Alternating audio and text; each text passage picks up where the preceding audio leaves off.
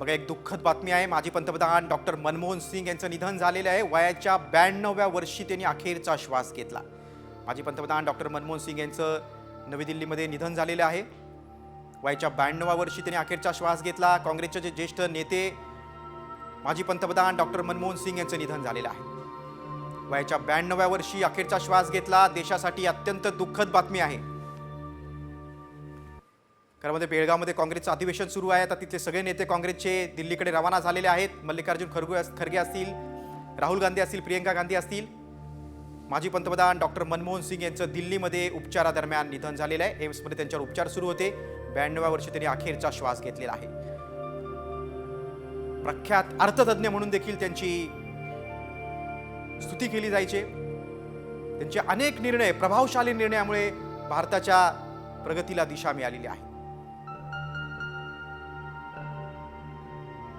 वयाच्या 92व्या वर्षी या ज्येष्ठ नेत्यानं अखेरचा श्वास घेतलेला आहे. जेव्हा पंतप्रधानपदाची सूत्र त्यांच्याकडे आली त्यावेळी त्यांनी एक आर्थिक शिस्त लावली. अर्थव्यवस्थेला वेगळं वळण देण्यासाठी त्यांनी खूप अनेक महत्त्वाचे निर्णय घेतले. अर्थतज्ञ म्हणून देखील त्यांचा एक लौकिक होता.